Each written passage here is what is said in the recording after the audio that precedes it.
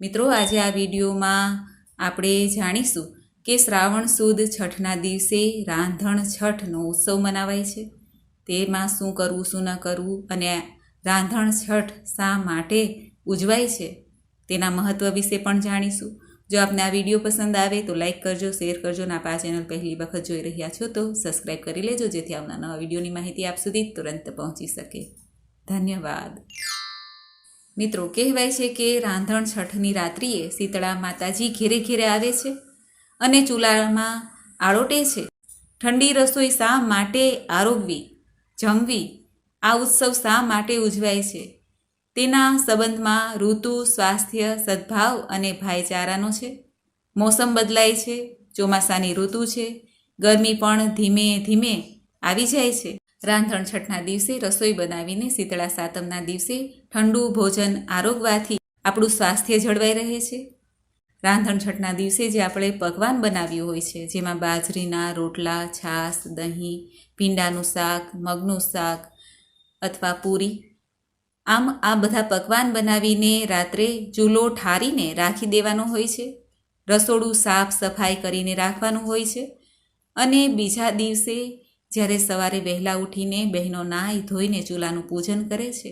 ચૂલો પ્રગટાવતા નથી, પરંતુ અત્યારના સમય પ્રમાણે આપણે જે 2 ગેસના ચૂલા હોય છે તેમાં એક ચૂલો પ્રગટાવે છે ને એક ઠારે છે, એવું પણ ઘણા બહેનો કરે છે। ઘરમાં બધા ઠંડુ ભોજન લઈ શકતા નથી, સ્વાસ્થ્ય સંબંધી કોઈને કોઈ સમસ્યા હોય છે અને ઘણાને ચા વગેરે પણ જોઈતું હોય છે, એટલા માટે બહેનો એક ચૂલો ઠારે છે। જો કે પહેલાંના જમાનામાં જે માટીના ચૂલા હતા તે ઠારવામાં આવતા હતા। કહેવાય છે કે તે રાખમાં શીતળા માતા આળોટતા હતા, પરંતુ અત્યારે આધુનિક ચૂલા છે તે પણ ઠારીને બહેનો આ ઉત્સવની ઉજવણી અવશ્ય કરે છે। રાંધણ છઠના દિવસે નવા મટકા, દહીં જમાવાનું કુલ્હડ, હાથવાળા પંખા લાવીને દાન કરવાની પણ પરંપરા છે। આપણા પૂર્વજ ઋતુ પરિવર્તનની સાથે જ આ પરોપકારથી જોડાયેલી ભાવના એટલે કે દાન પુણ્ય કરવાનું પણ આપણને શીખવાડતા હતા। ત્યારથી જ આ ફ્રીજ ને કૂલર ને એસીના ઉપકરણો આવ્યા છે એવું કહી શકાય, તેની શોધ થઈ છે। માટે આજે વાર અને તહેવાર છે, જે છઠ, શીતળા સાતમ, એ બધા ઉત્સવ આપણે મનાવીએ છીએ તેનું કારણ પણ છે। આ છઠના દિવસે ખાસ કરીને બહેનો એક સાથે મળીને ઘણી બધી રસોઈ બનાવે છે, આમ એક સાથે રહેવાનું પણ લાવો મળે છે।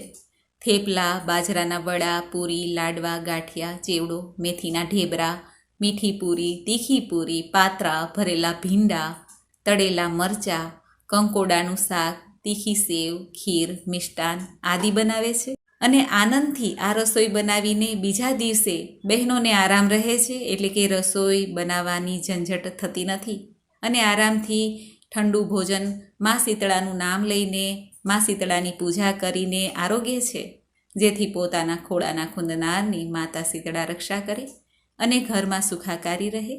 મા શીતળાની કૃપાથી ઘરમાં સૌનું આરોગ્ય જળવાઈ રહે એવી ભાવના સાથે આ ઉત્સવ મનાવાય છે અને બહેનો તથા બાળકો હરવા ફરવા જાય છે। આમ તો શ્રાવણ માસના સુદ પક્ષની અને વદ પક્ષની બંને છઠમાં અલગ અલગ સ્થાનોએ અલગ અલગ રીતે આ રાંધણ છઠ અને શીતળા સાતમનો ઉત્સવ મનાવાય છે।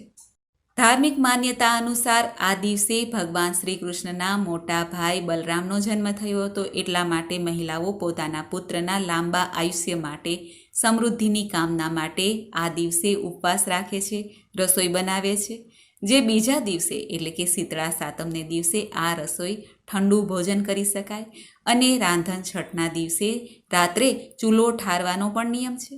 આ તહેવાર અલગ અલગ રાજ્યમાં અલગ અલગ નામે મનાવવામાં આવે છે। ગુજરાતમાં રાંધણ છઠ તો ક્યાંક હલ છઠી, હળ છઠ, હર છઠ, ચંદન છઠ, તીન છઠ્ઠી, તીનની છઠ, લહલહી છઠ, કમર છઠ અથવા તો ખમર છઠના નામથી ઓળખાય છે। હળ છઠ અથવા રાંધણ છઠના દિવસે મહિલાઓ પુત્રના હિસાબથી 6 મોટા માટીના વાસણોમાં 5 અથવા 7 અનાજ અથવા તો મેવા ભરે છે। ગુજરાતમાં શ્રાવણ માસની છઠ્ઠી તિથિએ રાંધણ છઠનો તહેવાર મનાવવામાં આવે છે. રાંધણ છઠના બીજા દિવસે શીતળા સાતમ માતા શીતળાની પૂજા કરવામાં આવે છે.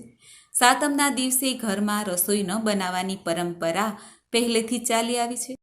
એટલા માટે રાંધણ છઠના દિવસે મહિલાઓ ગૃહિણીઓ રસોઈ બનાવી લે છે, રાંધી લે છે અને બીજા દિવસ માટે ભોજન તૈયાર કરી રાખે છે.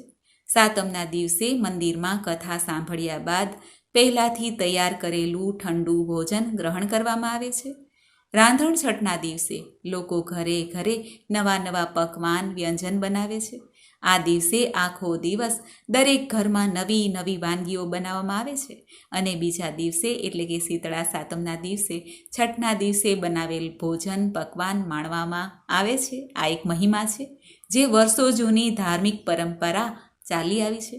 શીતળા સાતમના દિવસે શીતળા માતાજીની પૂજા કરીને ઠંડા ભોજન આરોગવામાં આવે તો કહેવાય છે કે માતા પ્રસન્ન રહે છે, બાળકોની રક્ષા કરે છે, ઘરમાં સુખાકારી રહે છે, કોઈ ચામડીના દર્દ રોગ કે ગરમીને લીધે જે પીડા થાય છે તે મટે છે.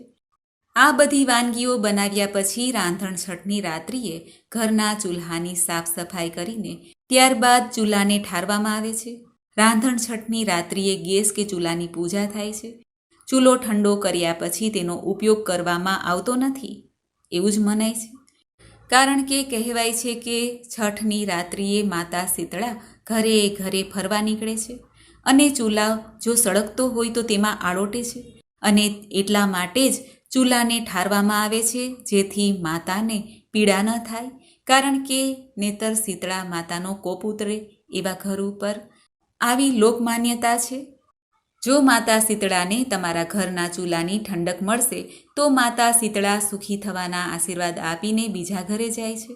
માટે રાંધણ છઠના દિવસે સાંજે રાત્રે ચૂલો ઠારવાની પરંપરા ઘણા વર્ષોથી ચાલી આવી છે. આધુનિક જમાનામાં ગેસ આવી ગયો છે. ચૂલાની જગ્યાએ ગેસ ઠારવાની પરંપરા છે. એક દિવસ ઠંડુ ભોજન જમવાથી આપણા શરીરમાં થતા અન્ય વિકાર પણ શાંત થાય છે અને શરીર એકદમ નિરોગી રહે છે. માટે વૈજ્ઞાનિક દ્રષ્ટિએ પણ રાંધણ છઠ અને શીતળા સાતમ મનાવવાનો આ જ એક કારણ છે. છઠ્ઠીનું વ્રત જે બહેનો કરે છે તેને આ વિધિ પણ ધ્યાનમાં રાખવી જોઈએ. સવારે વહેલા ઉઠીને સ્નાન કરીને સાફ વસ્ત્ર ધારણ કરીને ત્યારબાદ વિધિ વિધાનથી પૂજા અર્ચના કરીને નિરાહાર વ્રત રાખવાનું. ત્યારબાદ છઠ્ઠીનું વ્રત કરનારે ફલાહાર લઈ શકાય સાંજે. માન્યતા છે કે આ વ્રત રાખવાથી સંતાનોને લાંબુ આયુષ્ય અને ઐશ્વર્યની પ્રાપ્તિ થાય છે. તેણે ગાયના દૂધ કે ગાયના દહીંનો ઉપયોગ કરવો જોઈએ નહીં, સેવન કરવું જોઈએ નહીં. આ દિવસે માત્ર ભેંસનું દૂધ કે દહીં લઈ શકાય. આ ઉપરાંત હળથી ખેડવામાં આવેલું કોઈ પણ અનાજ પણ ફળ પણ ખાઈ ન શકાય. મિત્રો, આપણે સાંભળી શ્રાવણ સુદ કે વદની છઠ્ઠી તિથિએ જે તહેવાર મનાવાય છે રાંધણ છઠના તહેવાર વિશે માહિતી જાણી. વૈજ્ઞાનિક રીતે તથા ધાર્મિક રીતે બંને રીતે માહિતી જાણી. મને આશા છે કે આપને આ વિડીયો જરૂર પસંદ આવ્યો હશે. મને સાંભળવા માટે ધન્યવાદ. આપ સૌને મારા જય શ્રી કૃષ્ણ.